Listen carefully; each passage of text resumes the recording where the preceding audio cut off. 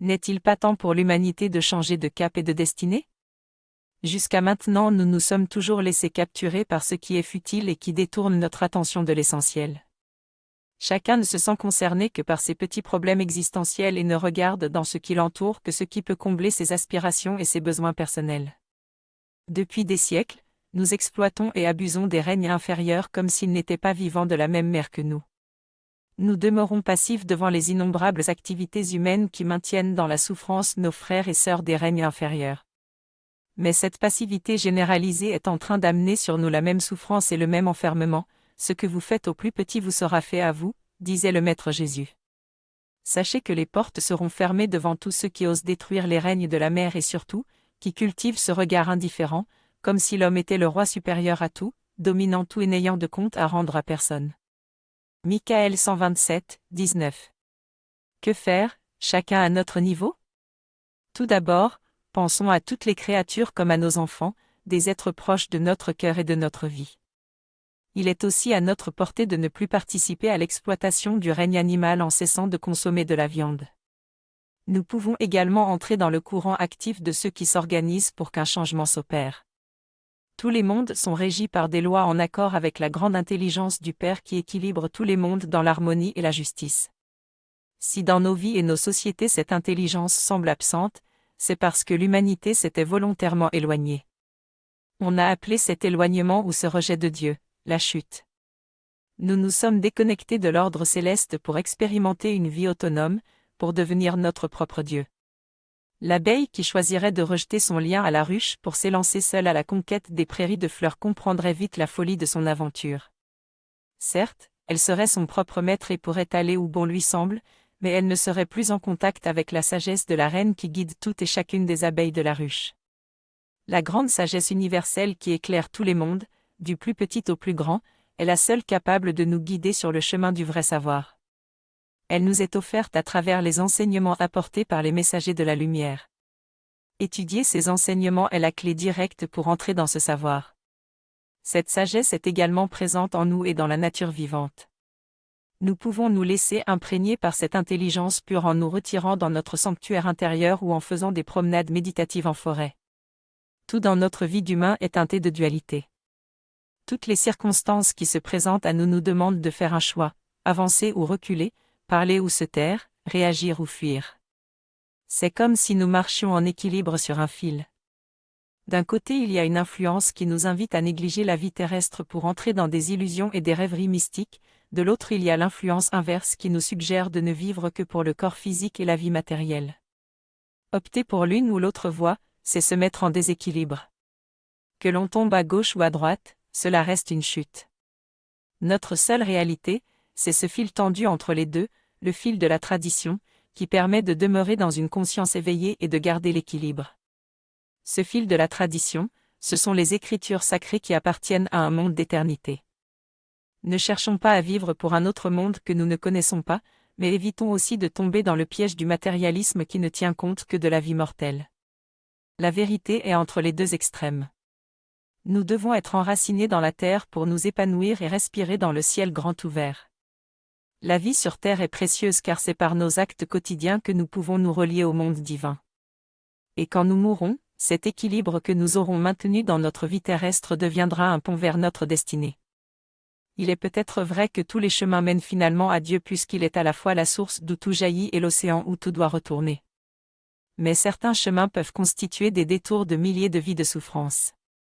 Pour trouver le bon chemin vers Dieu, il ne suffit pas de crier au secours, il faut aussi prendre sa vie en main. Il faut d'abord s'éveiller pour constater que le chemin sur lequel on marche est sans issue, et qu'il faut changer d'orientation. Pour cela, il est essentiel de se mettre à l'étude des lois divines. Connaître les choses superficiellement, c'est au fond ne rien connaître. Se contenter de survoler les choses et la vie, c'est tomber dans le piège de la dispersion qui empêche d'aller en profondeur et de se faire un corps de la connaissance acquise par l'étude. On se fait un corps de compréhension d'une vertu, d'une loi divine, d'un enseignement quand on se concentre avec persévérance jusqu'à ce que l'objet de notre étude soit mené à l'aboutissement. Plus on étudie et met en application ce que l'on comprend, plus l'intelligence universelle nous parle. C'est ainsi que peu à peu se forme et se fortifie en nous ce corps de sagesse qui nous permet de sortir de l'illusion pour saisir la grande réalité des mondes et s'y ajuster dans notre vie quotidienne. Dans le passé, un grand nombre de sages ont cherché les secrets de l'archange Michael. Ils ont découvert qu'il était le monde du feu, mais il est plus que cela, il se tient à la croisée des chemins, là où les êtres se rencontrent et s'unifient. Là où deux mondes s'accordent et s'unissent, l'archange Michael fait apparaître l'intelligence, le feu, la vie. Toute rencontre fait apparaître une flamme, soit celle de l'intelligence divine, soit celle qui conduit au recyclage et à la mort. Quand c'est la flamme de l'intelligence divine qui s'allume, c'est un monde de clarté et de pureté qui apparaît, un monde qui conduit tout dans la sagesse. Si ce n'est pas ce feu pur qui s'allume, c'est alors le feu de la décomposition qui s'installe dans l'échange et se met à l'œuvre. La terre transforme et digère tout ce qui n'est pas divin. Tu dois savoir quel genre de feu dirige ta vie et s'allume au centre de tes rencontres et de tes alliances. C'est dans le sanctuaire de ton cœur que se trouve ce lieu de la croisée des chemins, représenté par le symbole de la croix qui est l'écriture de la vie. Comment savoir si ce feu qui vit en toi est un feu qui ennoblit ou un feu qui détruit? Tu le sauras en étant conscient de tous les échanges que tu fais et du résultat qu'ils engendrent en toi. Appelle et cultive en toi le feu pur, la flamme de Michael. Si cette flamme est allumée et entretenue en toi, c'est elle qui dirigera. Le monde divin n'est que vie, sagesse éternelle, grandeur et amour. Ce n'est pas lui qui nous a conduits dans ces mondes faux où règnent les apparences trompeuses et la fausse lumière. Tout cela découle uniquement de notre décision de nous éloigner de lui pour pouvoir faire une expérience d'indépendance. De génération en génération, nous avons ainsi pris l'habitude de nous concentrer uniquement sur la matière, engendrant ainsi un monde détaché de la grande vérité éternelle. Notre fonction primordiale a toujours été d'être les intermédiaires entre le Père et la Mère, entre les mondes d'en haut et ceux d'en bas, c'est-à-dire entre les anges et les mondes de la nature vivante. Les anges sont le lien entre le Père et nous, ils sont pour nous la porte des mondes supérieurs. Et nous sommes, pour les règnes en dessous de nous, l'accès au monde supérieur. Le monde divin a besoin de l'instrument que nous sommes pour unir les mondes. Pour cela, nous devons être les porteurs non pas de ce qui va vers le bas, mais de ce qui est vivant de toute éternité. Vivons avec la sagesse des anges et entrons en communion avec tous les règnes dans l'amour et le respect qui naissent de la sagesse. N'attendons pas que la mort vienne nous chercher, car c'est notre corps terrestre qui est notre outil de travail. Faisons de chaque jour de notre vie un jour lumineux qui apporte force et nourriture à tous les mondes. Dans le monde extérieur, nous pouvons cacher ce que nous sommes aux yeux des autres, nous pouvons cultiver le mensonge et la ruse, nous pouvons nous créer un personnage, faire semblant, jouer la comédie, mais tout cela est limité au monde terrestre. Malheureusement, c'est souvent la seule chose que nous connaissons de nous. Pourtant, nous sommes vivants jusqu'aux étoiles, qui sont la manifestation des royaumes éternels. Entre les deux, entre le terreau de la matière et les mondes éternels, il y a ce monde de l'eau que nous devons traverser pour atteindre les mondes supérieurs. Notre premier travail sur nous-mêmes est d'apprendre à connaître ce monde de l'eau dans lequel nous baignons car c'est la nature de cette eau qui détermine en grande partie qui nous sommes. Cette eau imprime tout ce que nous faisons au quotidien, toutes les pensées que nous générons, les regards que nous portons. Lorsque les mondes subtils veulent connaître la véritable nature d'un être, ils portent leur attention sur cette eau et regardent ce qu'elle reflète, car en elle il ne peut y avoir de mensonge. C'est en apprenant à regarder consciemment ce qui trouble et pollue notre eau subtile que nous pouvons la nettoyer et la purifier. Ce n'est qu'en devenant conscients de nos pensées, de nos paroles et de nos actes que nous pourrons entretenir en nous et autour de nous une eau pure et limpide. Cheminer vers le monde divin, c'est cheminer vers les mystères de l'esprit, vers ce que nous ne connaissons pas et qui nous est caché. Ces mystères doivent demeurer cachés à l'humanité, qui vit dans le monde de la mort et du recyclage. Au cours des siècles, plusieurs ont essayé de se les approprier à travers des pratiques magiques liées aux anciens symboles des religions mortes. Mais ces symboles n'ont plus aucun pouvoir car ils ne sont plus activés par une alliance réelle avec les mondes supérieurs. Nombreux sont encore ceux qui croient pouvoir accéder à ces secrets à travers le monde astral. Les voyants, les magiciens et les spiritualistes qui puisent leur inspiration dans ces mondes intermédiaires en pensant y trouver Dieu se trompent et risquent de se perdre dans les illusions et les abstractions de ces mondes. Le monde astral n'est pas divin, il appartient à la sphère subtile de notre monde. Avant de vouloir manger le fruit, vous devez pénétrer et approfondir le monde des racines afin de comprendre l'origine de la vie.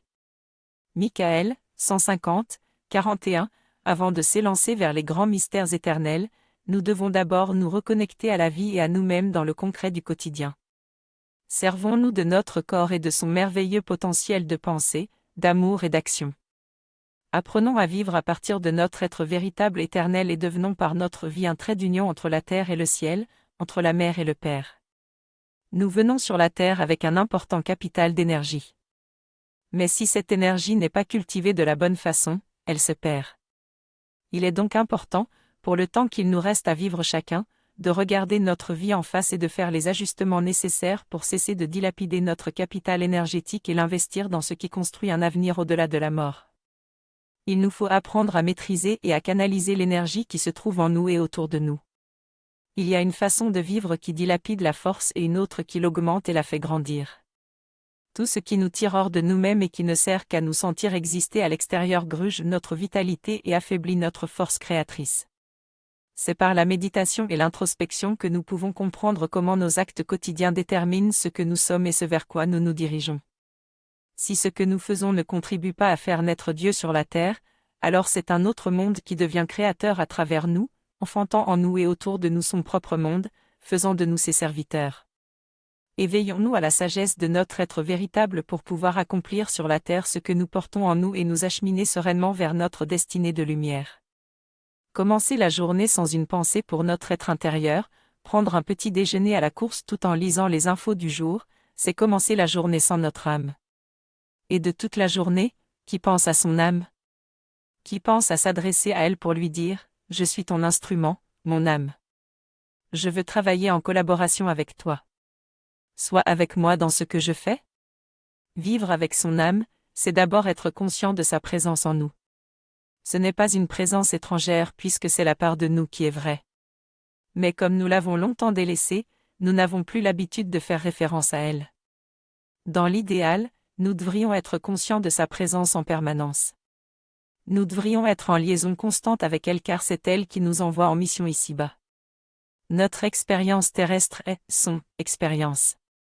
Pour pouvoir vivre avec son âme, il faut sortir de l'emprise du moi extérieur qui a l'habitude de prendre toute la place. Il faut être capable de le regarder à partir de l'intérieur. Alors l'âme peut s'exprimer à travers son instrument terrestre et donner à tout ce qu'il touche et fait une touche de pureté et de perfection. Soyons présents dans le rayon de notre être véritable afin que nos pensées baignent dans la clarté et que nos états d'âme respirent dans l'harmonie universelle. Nous cherchons souvent la vérité et le bonheur dans les mondes abstraits, parce que nous sommes déconnectés de la réalité de notre être. Nous voulons aller vers Dieu en élevant notre esprit vers lui, mais ce n'est là qu'une partie de nous, séparée de notre être global. Nous sommes nés de la terre, de la mer, et c'est elle qui nous porte et nous élève vers le Père. À travers le Maître Jésus, elle nous dit « Nul ne va au Père sans passer par moi ». Le cerf-volant qui n'est pas amarré à la terre se perd dans les hauteurs. Notre amarre à la terre, ce sont nos pieds. Ils sont le langage originel et universel et nous devons être conscients que nous sommes nés de la mer. Nous devons d'abord connaître nos racines et savoir pourquoi nous sommes ici sur la terre avant de vouloir nous élever vers des mondes que nous ne connaissons pas. Nous ne venons pas sur la terre par hasard, nous sommes des enfants désirés par notre mère. Elle est l'écriture qui nous anime, notre stabilité, notre raison d'être. C'est en marchant sur cette écriture sage que nos pieds nous révèlent ce que nous sommes. La mère elle-même reconnaît son enfant à travers le pas qu'il pose sur elle. Prenons conscience que nos pieds sont un organe de communication subtil entre nous et le monde de la mère. Ils sont notre contact avec elle, dans un langage sacré et sage. Par nos pieds, nous pouvons retrouver le langage vivant avec la mère et recevoir son énergie équilibrante et sa sagesse. L'homme a abdiqué sa royauté. Il est simplement devenu un porteur de semences qui permettent à des mondes, dont il ignore l'existence, de vivre à travers lui. Il est toujours un créateur, mais le monde qu'il crée est un monde qui le soumet et le fait agir sans qu'il n'en reçoive les bienfaits. Son être véritable n'est pas présent dans ce qu'il pense, dit ou fait. Seul le moi extérieur est aux commandes, guidé par des influences et des intelligences qui se servent de lui pour leur but personnel. Pour reprendre notre vie en main, il faudrait apprendre à nous unir avec des mondes supérieurs et à nous identifier à notre être véritable éternel, de même qu'aux principes sacrés qui gouvernent les mondes. La parole est une clé essentielle, car elle est liée à notre pouvoir créateur. C'est une clé pour s'éveiller et récupérer notre pouvoir créateur. Quand tu parles, écoute-toi parler et efforce-toi de comprendre toi-même ce que tu dis. Tu verras que dans tes paroles se manifeste tout un monde qui n'est pas vraiment toi. Rends-toi compte que tu utilises souvent la parole pour mentir, te rassurer, te sentir exister aux yeux des autres, ou encore pour meubler un silence qui te gêne.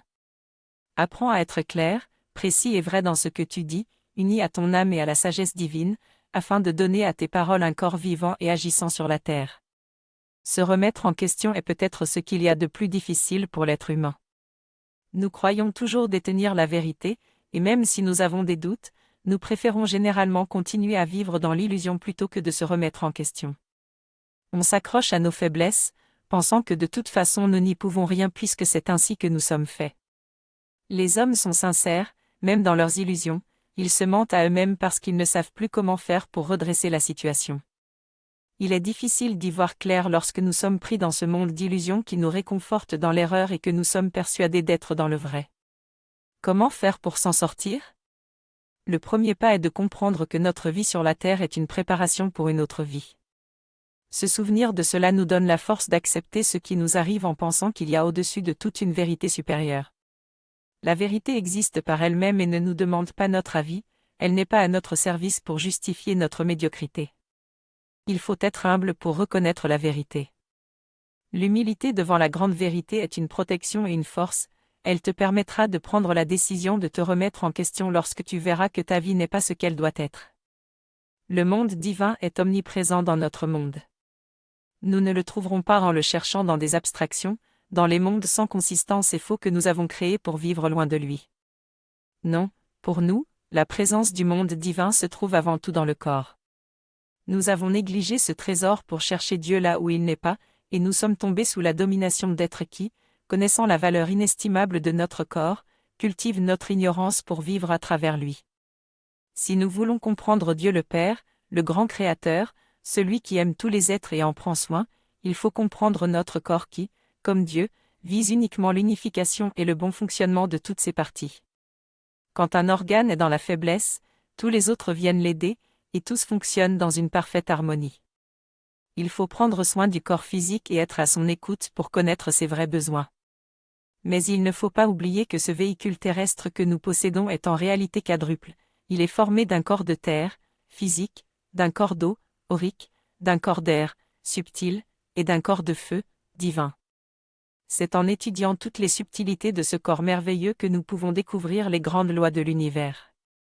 La sagesse des anciens nous a laissé cette consigne toujours vraie. Homme, connais-toi toi-même et tu connaîtras l'univers et les dieux. Ils sont nombreux ceux qui croient qu'il suffit de croire en Dieu pour être sauvés. Croyez en Dieu et obéissez-nous, telle est la consigne qui perdure depuis des siècles et qui nous a conduits dans l'irresponsabilité et l'asservissement. Cette façon de voir Dieu est une pure abstraction qui a eu pour effet de diviser notre être, de créer une séparation entre notre pensée et nos actes. C'est vraiment une grande utopie que de penser pouvoir vivre toute notre vie pour le monde matériel, pour la satisfaction de nos besoins mortels, et qu'à la fin, comme par magie, nous serons reçus à bras ouverts par un Dieu qui ne nous aura demandé que de croire en lui. Cela relève de l'infantilisme. Nous n'avons pas été placés sur cette terre pour y vivre sans autre but que le plaisir personnel et l'accumulation de richesses. Nous avons tous une mission, une œuvre à accomplir, qu'elle soit petite ou grande. Le monde divin a besoin des humains pour établir son royaume dans le monde de la manifestation. Notre rôle est de permettre à la lumière de vivre à travers nous. Le monde divin attend de nous que nous agissions concrètement en prenant notre vie en main et en posant sur la terre des œuvres qui ouvriront un chemin vers le Père pour tous les règnes de la mer. Nous sommes le lien entre les mondes d'en haut et les mondes d'en bas. Dieu a créé l'homme pour qu'il soit sage et bon. Si nous ne marchons pas sur ce chemin, nous ne marchons pas avec Dieu. Seule l'étude de la sagesse pourra guérir l'humanité car ce n'est qu'à travers la sagesse que la lumière peut s'incarner sur la terre. Arrêtons de croire que la sagesse est quelque chose de lointain et d'inaccessible pour nous. Si nous pensons ainsi, nous remettons nos vies entre les mains de ceux qui prétendent guider l'humanité mais qui sont complètement dépourvus de sagesse. Non seulement nous pouvons devenir des sages, mais nous le devons, car tout dans la création baigne dans la sagesse. Pour nous, la sagesse consiste avant tout à se libérer des croyances et des concepts préfabriqués. Devenir sage, c'est cesser d'être un serviteur inconscient de la bêtise et de l'ignorance qui conduisent tout vers le néant. Il faut commencer pas à pas, en choisissant le chemin de ce qui donne des résultats, et en délaissant progressivement le chemin de ce qui ne fonctionne pas. Ce qui fonctionne, c'est ce qu'on peut expérimenter chaque jour. Il s'agit de devenir conscient des résultats de nos choix pour abandonner ce qui ne nous mène nulle part. Nous devons apprendre à vivre en lien avec la sagesse des mondes supérieurs. Seule la sagesse divine appliquée à notre vie quotidienne peut donner à nos activités humaines un sens noble, éternel et nous conduire vers le bonheur et la plénitude. La mémoire est une noble faculté dont nous ne connaissons qu'une infime partie, celle qui concerne notre vie quotidienne actuelle. Nous sommes pourtant porteurs d'une mémoire infiniment plus profonde et vaste, celle de notre être véritable. Cette mémoire essentielle est celle qui nous rappelle d'où nous venons, pourquoi nous sommes sur la terre, ce que nous sommes venus y faire et avec qui nous associer pour réaliser notre mission. Nous avons peu à peu occulté cette mémoire en nous consacrant de plus en plus à une vie exclusivement matérielle où toutes nos préoccupations tournent autour d'activités uniquement terrestres telles que manger, se vêtir, avoir une maison, un travail. Vivre ainsi uniquement pour la vie matérielle, c'est s'enfoncer dans le monde du recyclage, celui où l'on vit et meurt dans l'inconscience de notre être réel et de notre destinée de lumière. La sagesse du monde divin s'offre à nous à travers la tradition et l'enseignement des sages. C'est uniquement par l'étude de la sagesse et le travail sur soi que nous pouvons éveiller cette mémoire enfouie en nous et qui correspond à notre mission. Ne nous laissons pas happer par le côté éphémère de la vie, réveillons en nous cet héritage sacré de la lumière que nous portons et faisons-le grandir et fructifier. Aujourd'hui, nous sommes malheureusement bien loin de la grande vérité pourtant si simple de la religion. Nous nous sommes fait attraper par un monde trompeur qui nous a figés dans des croyances mortes, superstitieuses. Nous sommes maintenant coupés de ce fil de la vie universelle qui a pour but de relier toutes les parties dans la perfection divine. La religion, c'est le miracle de la création et de l'union des mondes. Le Père est le lien de vie, de sagesse et d'amour qui maintient l'harmonie de tous les univers, de tous les règnes, de toutes les particules. C'est le trésor des trésors, le chemin des chemins. Éveiller en nous ce lien de lumière, c'est devenir un avec le tout et entrer dans la perfection du Père. La religion vivante, incarnée, c'est nous, les êtres humains. Nous avons le pouvoir de donner une âme à tout ce que nous rencontrons et à toutes les activités de l'humanité. Si nous faisons cela, le visage de la mère, de la grande âme de l'univers, apparaîtra à travers tous les visages de la terre et de la vie. Cette âme que nous avons mission de faire apparaître, c'est notre âme et l'âme de toutes les âmes. C'est cela, la vraie religion de la lumière, de l'amour et de la vie, qui unit le ciel et la terre et toutes les créatures qui les peuplent. Par notre force créatrice intérieure, nous pouvons faire apparaître la grande âme dans toutes les manifestations de la vie. L'imitation ne peut servir que de point de départ. Quand on ne sait rien, on commence par regarder comment font les autres et on essaie de faire de même. Mais vivre et agir par imitation ne permet pas de comprendre le sens profond de ce qu'on fait ou de ce qu'on nous fait faire. Malheureusement, la plupart des humains restent accrochés à ce mode de vie et d'action. Cela sécurise de faire comme tout le monde car on n'a pas à se demander si c'est bien ou mal. On fait partie du troupeau, on reproduit machinalement ce qu'on voit ou entend, croyant que c'est forcément juste puisque c'est ainsi que font les autres. C'est pourquoi il y a de moins en moins de discernement chez les humains, de moins en moins d'éveil et d'individualisation, de moins en moins de sagesse car les expériences que l'on fait ne sont jamais réfléchies et digérées. Suivre les autres les yeux fermés est une façon de vivre erronée qui conduit à ne vivre que pour le monde des hommes, avec tout juste assez de satisfaction pour ne pas aller chercher plus loin. Pour grandir en sagesse, il faut oser goûter la vie, l'expérimenter et l'emmener vers la perfection. Il y a tout autour de nous un monde subtil fait d'influence, de force, d'inspiration qui nous dirige. Ces forces et influences se manifestent à travers nos membres par des mouvements, dans notre volonté par un désir, souvent inconscient, dans nos yeux elles se manifestent sous la forme d'une pensée, dans notre souffle, c'est un état d'âme, et à travers notre parole, c'est tout un monde qui se manifeste. Tout comme une graine s'enracine dans la terre, ces influences s'ancrent dans notre matière pour modeler la forme de notre corps et diriger notre destinée. Si tu veux t'éveiller dans cette eau, imagine-toi comme un danseur, à l'image d'une algue qui bouge avec le courant sans opposer de résistance, mais qui reste insaisissable. Élargis ton corps et essaie d'entrer dans cette eau qui t'entoure. Tu apprendras à l'influencer, à devenir actif pour modifier toutes les formes, les couleurs, tout ce qui veut entrer en toi pour s'enraciner dans ta matière et vivre de toi. Tu es le créateur de ton propre corps et de ta destinée. Correctement éduqués, nous avons la capacité de prendre notre vie en main et de modifier notre destinée en transformant la nature des courants et des influences qui viennent s'enraciner dans notre matière. Le monde divin répond à la demande de celui qui a une attitude juste. La plupart du temps, les humains se présentent emplis d'eux-mêmes et de leurs concepts. Ils pensent que Dieu ne répond pas à leurs prières parce qu'ils demandent quelque chose de très précis qui correspond à ce qu'ils imaginent avoir besoin.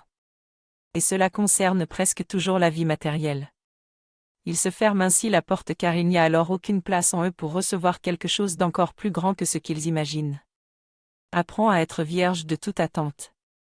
La femme déjà enceinte ne peut pas être fécondée, elle doit d'abord accoucher de ce qu'elle porte en elle. Ce n'est qu'ensuite qu'elle pourra recevoir en elle un nouveau monde. Quand tu pries Dieu, ne t'attends pas à recevoir la réponse toute faite, elle viendra plutôt sous la forme d'une semence. Même la femme ne reçoit qu'une graine, et c'est à elle de construire un corps à travers son propre corps. Tiens-toi dans une attitude de réceptivité et de respect, en offrant au monde divin tes plus beaux sentiments, tu recevras ce qu'il y a de plus grand. La plupart du temps, nous n'avons pas conscience de ce pouvoir créateur supérieur que nous possédons et finalement nous ne l'utilisons pas parce que nous sentons instinctivement qu'il y a un danger, qu'il faut être pur et sage avant d'agir sur la destinée des mondes. La pureté est en effet fondamentale, la pureté avec soi-même et l'harmonie dans les trois mondes qui nous habitent, celui de la pensée, celui des sentiments et celui de la volonté. Dans cet état de pureté, tu peux alors te relier à l'intelligence supérieure de ton être authentique et agir sur la destinée des mondes qui t'environnent. Le principal obstacle est l'instabilité, un jour tu es convaincu et le lendemain tu doutes, puis tu abandonnes et prends un autre chemin. Il faut s'éveiller dans la permanence jusqu'à être pleinement confiant dans l'alliance avec l'intelligence supérieure qui sait ce que tu peux faire et qui est prête à te guider. Sois vrai, pur, authentique.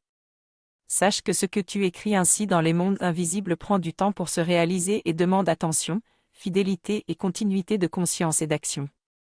Tout homme porte au plus profond de lui une aspiration sincère vers un monde divin dont il porte le souvenir dans son inconscient. Parfois, cette mémoire enfouie s'éveille et l'homme comprend que sa vie mortelle ne pourra jamais satisfaire son âme. Il se tourne alors vers le monde supérieur, comme un enfant paniqué, supplie Dieu d'intervenir et de le sauver. Prier un monde supérieur sacré est toujours bénéfique, cela donne de l'espoir, mais le monde divin ne répondra et n'agira que si nous faisons le travail de nous clarifier et de nous purifier pour nous élever vers lui. Souvent, les humains s'adressent à un monde supérieur uniquement pour trouver une nouvelle raison d'exister sur la terre, mais la lumière ne peut accepter d'être associée et mélangée avec ce qui n'est pas pur et vrai. Depuis des siècles, les humains se sont donnés à des intelligences sombres envers lesquelles ils ont accumulé des dettes et dont ils portent en eux les semences. Se tourner vers Dieu de temps en temps tout en continuant à vivre de la même façon ne suffit pas. Si l'on veut vivre avec le monde divin, il faut lui donner la plus grande place dans notre vie. Il est possible de te libérer de ce tourbillon magique de la vie mortelle qui t'entraîne à l'extérieur de toi-même. Mets-toi au travail, étudie, apprends à voir les influences extérieures qui veulent te diriger. Crée en toi un espace pur, une terre protégée qui permettra à la lumière de se poser en toi. Il serait normal de vivre avec notre âme, mais nous ne la connaissons plus, elle vit dans un monde qui est caché derrière l'eau et auquel nous n'avons plus accès. Pour la rencontrer, il faut traverser le monde de l'eau en conscience. La clé fondamentale est d'apprendre à être léger dans la vie.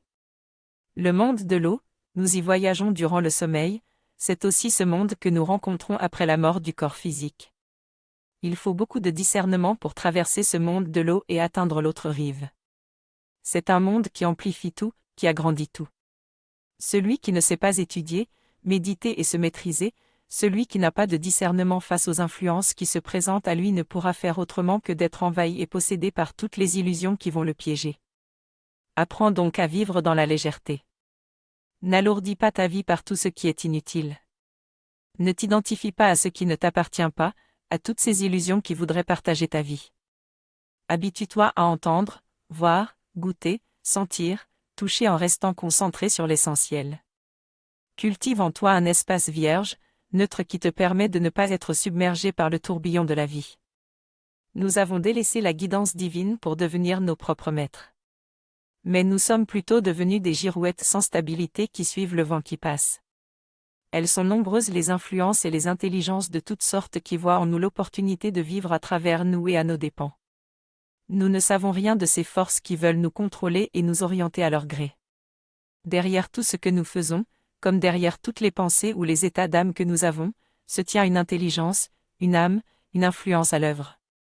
L'homme seul ne peut pas réaliser de grandes choses sur la terre. Il doit être en accord avec une tradition, un égrégore, une intelligence collective qui ne sont pas physiques, qui viennent de mondes et d'intelligences que nous ne voyons pas. Ne pas se rendre compte de ce qui agit à travers nous, c'est cela le sceau de la bêtise. C'est se croire seul maître à bord du navire de notre vie alors que nous ne sommes que les esclaves de mondes avides qui s'épanouissent à travers nous. Mais il est encore temps de reprendre notre royauté et notre dignité, de redevenir les maîtres de notre vie. Développons l'habitude de nous brancher sur la présence permanente de notre ange en nous afin de redonner une dimension supérieure à notre agir humain. Ainsi, l'intelligence supérieure divine pourra nous inspirer et nous guider dans tout ce que nous faisons. Toute sa vie, l'être humain travaille pour réaliser des objectifs. Il met son être en action, il mobilise des énergies et des ressources pour se construire une vie et acquérir ce dont il a besoin, ou pense avoir besoin, pour vivre. Chercher à bien vivre sur la terre est tout à fait honorable, mais ce n'est pas un objectif qui doit accaparer toute notre vie. L'homme est comme un arbre, il doit d'abord former ses racines et poser sa vie matérielle. C'est la première partie de la vie, jusqu'à 30 ou 35 ans. Ensuite il doit penser à renforcer le tronc en tournant son activité vers des mondes plus subtils. Il commence alors à donner un sens supérieur à son activité sur Terre en consacrant une partie de sa vie à son être subtil. Ainsi se construira peu à peu en lui un tronc solide orienté vers les hauteurs et portant une abondante floraison. Peu importe le métier que l'on exerce, il doit y avoir une intelligence et une âme dans notre activité. Celui qui vit en contact avec son âme donnera une âme à ce qu'il fait, le boulanger donnera une âme au pain, le cultivateur à la terre et le professeur à ses élèves et à son enseignement. C'est ce que le monde divin attend de l'homme, qu'il relie le bas et le haut en donnant à ses activités terrestres une valeur immortelle. Ne passons pas dans ce monde en ne vivant que pour ce qui va s'éteindre, mais en offrant à notre âme la possibilité de se manifester à travers nos activités terrestres. Pour s'approcher des mystères éternellement sacrés du monde divin, il est absolument nécessaire d'être correctement éduqué. De tout temps, cela a été le rôle des écoles de sagesse de préparer les êtres à rencontrer le monde de l'intelligence supérieure divine. Aujourd'hui, dans leur naïveté, les hommes pensent qu'ils peuvent s'approcher de Dieu tels qu'ils sont, emplis de mondes et d'influences contradictoires. Mais il n'en est rien. Le problème est que nous mélangeons tout. Nous ne faisons pas la différence entre ce qui vient de l'extérieur et ce qui vient de notre être véritable, parce que nous ne nous connaissons pas. Nous ne connaissons de nous-mêmes que le personnage extérieur, ses goûts, ses désirs, ce qu'il aime ou déteste, et nous nous identifions totalement à lui. Ce petit « je » temporaire, qui prend souvent toute la place, n'appartient qu'à notre incarnation. Apprenons à mettre chaque chose à sa juste place. Ne cherchons pas à nous servir du monde divin pour améliorer notre vie mortelle. C'est cela mélanger les mondes. C'est pourquoi il est si important d'apprendre à se connaître soi-même et à analyser les influences qui viennent vers nous. Quand tu entres dans ton sanctuaire intérieur pour méditer, n'amène pas avec toi les problèmes de ta vie extérieure. Sois entièrement dans ce contact subtil avec ton âme et avec ton ange, qui est la présence de Dieu en toi. Dans notre grande naïveté, nous avons abdiqué notre pouvoir et nous nous sommes laissés endormir par des mondes qui se servent de nous. Ils ont cultivé en nous la confusion afin d'exploiter nos faiblesses et notre ignorance. Ces mondes qui nous manipulent à notre insu sont des mondes supérieurs à nous, mais non divins. Ils ont habilement détourné notre attention de l'essentiel, de notre connexion avec notre être véritable, pour nous orienter vers l'extérieur, vers la périphérie de notre être. Nous avons quitté le centre de la roue où règne la stabilité pour nous élancer dans le tourbillon agité du pourtour. Là, on se sent vivre intensément, la roue tourne à grande vitesse et nous pouvons ressentir tous les détails du chemin. Mais c'est dans le centre qu'il faut se tenir pour avoir une vue globale, une compréhension juste des choses. Si nous vivons uniquement à la périphérie de notre être sans nous relier au centre, nous sommes à la merci des événements et des prédateurs subtils qui se nourrissent du tourbillon de nos émotions incontrôlées de sympathie, d'antipathie, de rancœur et de mécontentement. Rends-toi régulièrement au centre de toi-même, dans ton sanctuaire intérieur. Par la méditation, tu apprendras à développer le discernement qui te permettra de te soustraire à l'influence de ces mondes et d'entrer dans l'harmonie de l'intelligence supérieure divine. Nous sommes naturellement des êtres réactifs. Lorsqu'un événement survient, nous trouvons tout de suite une solution, n'importe laquelle, et nous nous mettons en action. C'est une habitude qui a sa valeur mais qui est surtout utile dans les situations d'urgence. Cela fait partie du réflexe de survie de notre nature animale. Le problème, c'est qu'ainsi nous reproduisons sans cesse les mêmes erreurs. Nous voulons trouver des solutions rapidement, mais nous ne regardons que le moment présent. Nous passons ainsi notre vie à résoudre des problèmes qui se multiplient. Tant qu'un problème n'est pas résolu fondamentalement, il se représente continuellement sous une forme ou une autre. Seule la sagesse peut nous permettre de nous élever dans une dimension où il est possible de transformer le cours des événements et de modifier la destinée. La sagesse implique d'adopter une autre façon de voir, de penser et d'agir. C'est une nouvelle culture qu'il faut apprendre à incarner dans notre quotidien. Avant tout, il faut prendre du temps pour ouvrir en soi un espace serein qui permettra à la sagesse de devenir pour nous une évidence. Quand tu auras fait grandir en toi ton corps de sagesse, tu comprendras mieux ce qui se cache derrière la situation que tu vis et tu sauras comment réagir pour transformer ces énergies et les libérer. Notre grande faiblesse est notre manque de recul face aux événements. Quand quelque chose arrive, nous réagissons tout de suite pour colmater la brèche qui s'ouvre ou se débarrasser de l'épine qui gêne. C'est notre instinct animal qui s'exprime alors. Quand le peintre peint une toile, il s'en éloigne de temps à autre pour voir l'ensemble et il y revient ensuite avec une vision plus globale pour continuer son travail. Nous pouvons faire de même avec ce que nous inscrivons sur la toile de notre vie. Avant d'agir, nous pouvons nous élever vers les sommets de notre être pour voir plus clairement l'ensemble et discerner ce qui se cache derrière les apparences. En toutes circonstances, ne nous arrêtons pas à la première impression, laissons le temps à la vérité d'émerger au-delà des apparences. Élevons notre sensibilité dans les mondes supérieurs et apprenons à regarder les événements dans la clarté et le calme. Tout ce que nous voulons réaliser dans ce monde de façon satisfaisante, nous devons d'abord l'écrire dans la terre subtile de notre être. Agissons avec sagesse et pondération pour que nos œuvres soient le reflet de la lumière qui nous habite.